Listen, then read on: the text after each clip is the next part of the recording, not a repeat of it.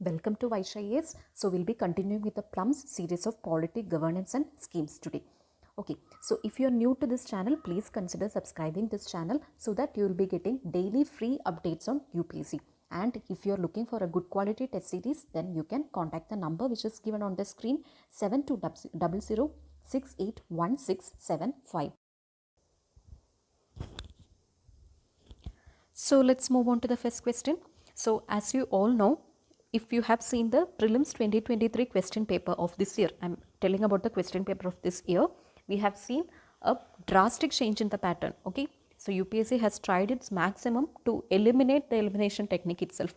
So it's high time that we have to go through the new pattern of questions, and from today we'll be incorporating that new model of questions in our PLUMS series. So please, we'll be trying together to evolve methods to solve such kinds of questions. Okay, since this is new, you have to pay a little more attention so that we get acclimatized to these kind of questions. Okay, and don't get panic. We'll do these kind of questions and we'll excel in that. Okay, so we'll move on to the first question for today.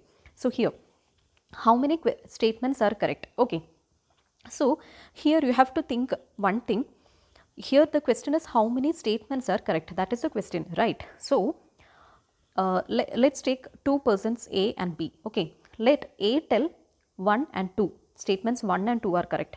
Then B is telling that statements 2 and 3 are correct. Then again some person C is telling that statements 1 and 3 are correct. So you have to note one point, that in all the three options, the answer is going to be the same. Only two statements are correct. Okay, either you choose 1 and 3, or you choose 1 and 2, or you choose 2 and 3. In all the cases, the answer is going to be the same only. Only two statements are correct. So this is the luck factor in these kind of questions. Okay, so please keep this in your mind. Okay, so with this aspect, we'll move on to the question. So here, if I have to tell the pattern of polity questions, the area of topics, the what I can tell, the area of question area. Okay, the discussion of the question, it was fairly from the predictable topics. The only thing is the options were twisted. Okay, like we had a question on president, we had a question from the judiciary, Supreme Court, then we had a question from the initial portions like a limited government, constitutionalism.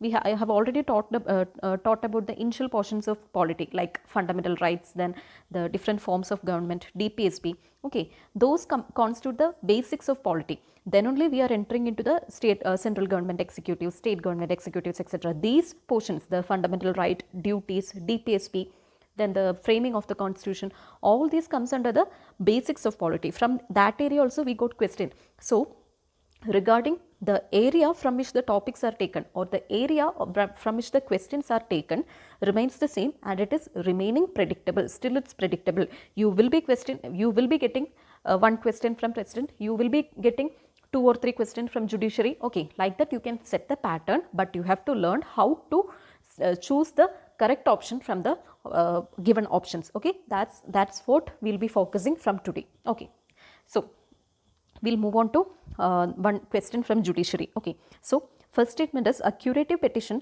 is the final and last option for the people to acquire justice as mentioned and promised by the Constitution of India. So here I have said before also, if the question is mentioning something is defined in Constitution, something is mentioned in Constitution, so 98% that is going to be false unless you are very sure that this is mentioned in Constitution. And how you can make sure that it is 100% true?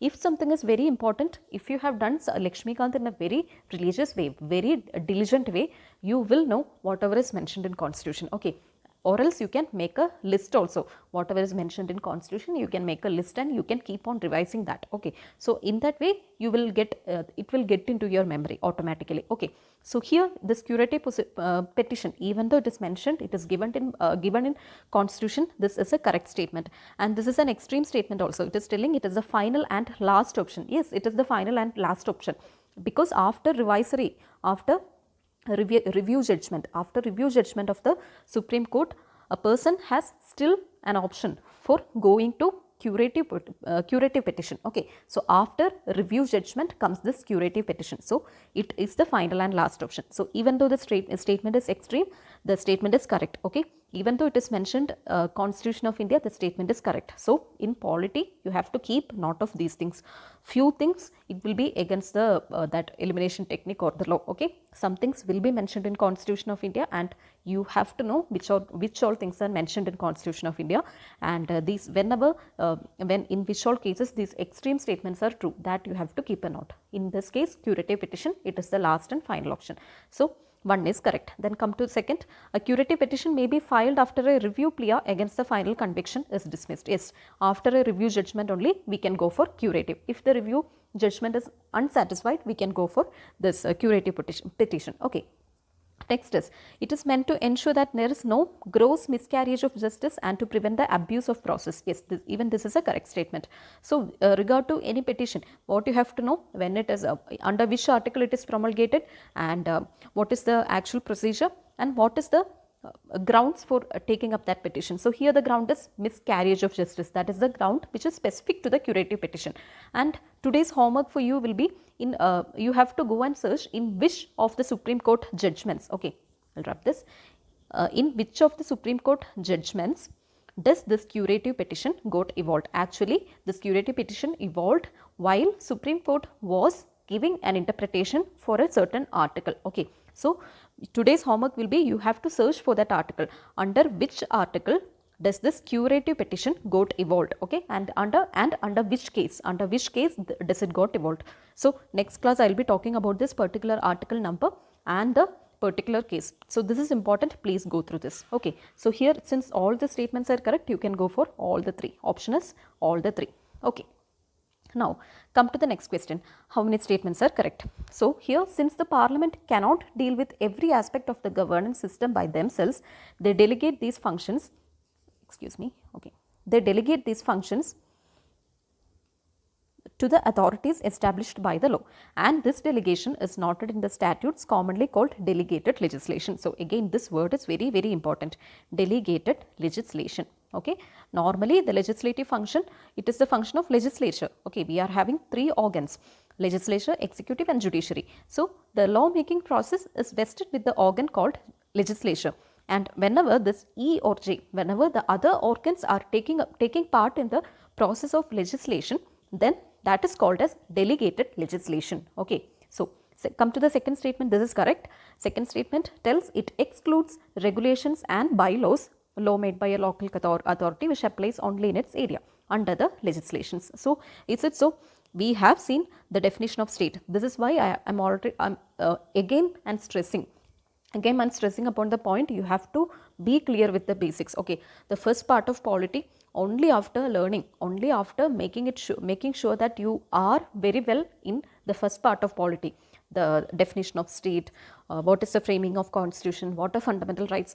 After completing the portions diligently only, you come to the next portion, the advanced portions like parliament and central government executives. Okay, this will be the base. The first portion will be the base for you to learn the other portions. Okay, so here if you see the definition of state, which is in article number 12, and in DPSP also there is an article number. Okay, so in the definition of state in constitution itself, they are telling the regulations or the law. Under the definition of law, it includes regulations and bylaws. Okay, regulations and bylaws which is not made by the legislature, but it is like a instrument which is used by the executive of the state. Okay, they are promulgating some sort of regulations, bylaws, etc., and these things, they will be having the support of a law. Okay, they will come under the ambit of law. Okay, the definition law, it includes the regulations and bylaws. Okay, so this statement is not correct. Then the Supreme Court in Hamdard Davakhana versus Union of India, again the case laws are very, very important. They may take a question from the case laws. So throughout the history of Supreme Court and High Court, okay, High Courts all over India, you have to know what are the important judgments, similar to the way we studied the important constitutional amendments. Okay, the constitutional amendments from first till 104 or something, that you have to know. Okay, which are all the important amendments. Okay, not everything, but the important amendments becomes important. Okay, in the similar lines, the important judgments are also important. Okay, if you see the present question paper, the last prelims 2023 also, there was a direct question asking about the an important amendment, and the options were also like First Amendment, 42nd Amendment. Okay, so they directly asked a question from the constitutional amendments. So you have to prepare accordingly, and you have to be you have to take care of the important cases which evolved in the history of the Supreme Court and the High Courts all over India. Okay.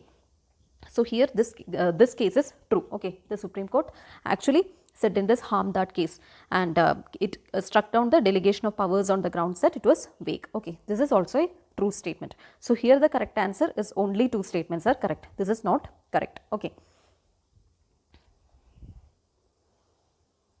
Then come to the next question. How many statements are correct? Fraternity guarantees two things according to preamble: human dignity and national integrity. Then the word integrity was added by 42nd Amendment Act. Look, this is how they are going to frame the question. Okay, so if you know the DPSP, you have to, I've already said, you have to mug up the DPSP and preamble. Okay, preamble and DPSP you have to mug up. You can, if you search the YouTube also, they will be having many number of tricks, okay, through which you can make mnemonics also to remember that. Okay, once you mug up that, it will be very useful in your exam. They will be asking directly only. Okay, if you know the text of preamble, you can easily analyze this statement. So here it is a correct statement. Fraternity, it guarantees according to preamble. In the text of preamble, please go and mug up this preamble. It is directly written. Human dignity and national integrity, it is directly written. Okay, so first statement is correct.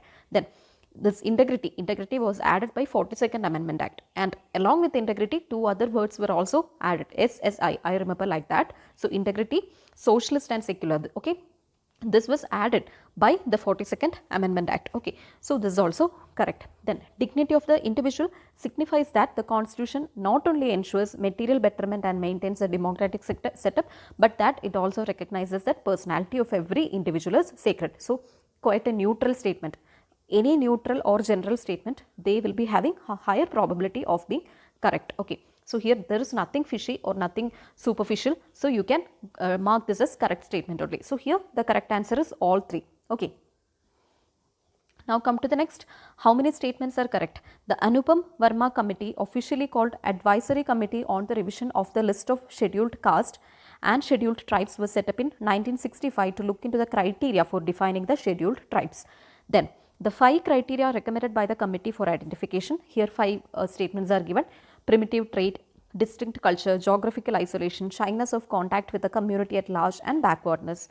Okay, then third is the Office of Registrar General of India follows the set of criteria given by the committee to define any new community as a scheduled tribe. Okay, so this is quite a tough question. I have deliberately put this question here because we have to adapt to new ways of UPSC. UPSC is taking a step forward and asking these kind of question. In this year, you can see they asked about the Prisons Act. Okay, so it's now not more than it's no more something which you can learn directly from Lakshmikant.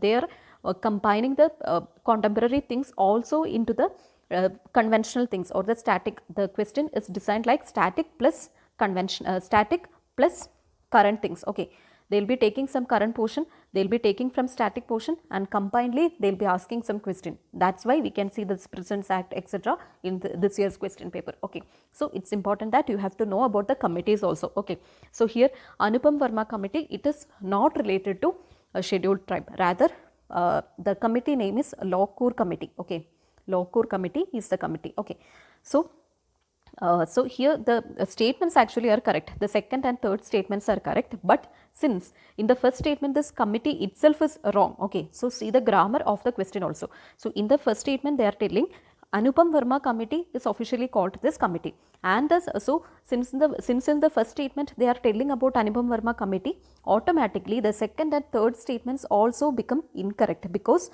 here also the statements are framed like this 5 criteria are given by Anupam Verma Committee. No, it is not. Okay, and then the Office of Registrar General of India, it is following the criteria which is also given by Anupam Verma Committee. When Anupam Verma Committee itself is a wrong statement, there is no chance that this 2 and 3 can become correct. Okay, this is the logic. So you have to analyze these kind of questions. Okay, please, if you are not understanding, please rewind and watch it once again, because it is important that you learn these kind of tricks. So I am again telling, if in the place you can take a pause and I am asking you a question, you have to take a pause and you have to analyze your mind. Okay, so instead if I am giving here locur committee, what would be the answer? Okay, so here the correct answer, actually the correct answer is none. Okay, so logic also I have told, because first statement itself is wrong and second and third is talking about the same committee only. So all the statements are wrong. So none is the correct answer. So I am asking you a question. Please rub these things. Okay, please erase these things from your mind. Instead of this Anupam Verma committee, I am giving it as locur committee. Okay, so the question, you think that you please think that this is locur committee. If it was like that, what would be the answer? Please take a pause and please analyze the statement. Okay. Okay, so I hope you have analyzed. So if in the place of Anupam Verma committee, they have given locur committee, then the answer would be all three. Because here locur committee itself is a correct statement, and this committee only given the traits, this primitive traits, distinct culture, etc. And the third is also becoming automatically correct because the RGI is following the traits or is following the identification given by this particular committee only. So automatically everything is becoming correct. Okay, now we understood how they are framing the question. So these are the new ways by which we can attend the new type of questions. Okay. So please take note of this committee, locur committee, it is related to the ST. Okay. Now come to the next question. How many statements are correct? Joint Parliamentary Committee is set up by the Parliament for a special purpose like that of detailed scrutiny of a subject or bill. It is like from the name itself it is revealed. Okay, it is automatically understood that Joint Parliamentary Committee will be for this purpose only. Okay, first is correct. It has members both from the houses, from both the houses and both the ruling parties and opposition. Yes, for a parliamentary committee it has to be like that to uphold the accountability. This is also correct. It is dissolved after its term ends or its task has been completed. Okay, so this is also correct, because if this is correct, this is in sync with this third statement. In first they are telling it is for a special purpose. Okay, so anyway it cannot be a permanent committee. If it is a permanent committee, it will not be a special purpose, it will be permanently there. Okay, so since it is for a special purpose, after that special purpose is met, they have to dismantle that committee. So like that you have to make connections. If 1 is true, 3 is also going to be true. If 1 is false, then 3 is also going to be false. Okay, so here since 1 is true, the 3 is also true, and 2 we know it is true. So all 3 are the correct statements. Sorry, one more statement is there. Okay, so we'll move on to the one more statement. Currently there have been 6 JPCs set up so far. See, these kind of things can also be asked, like how many private member bills, what is the number of private member bills that have been passed so far.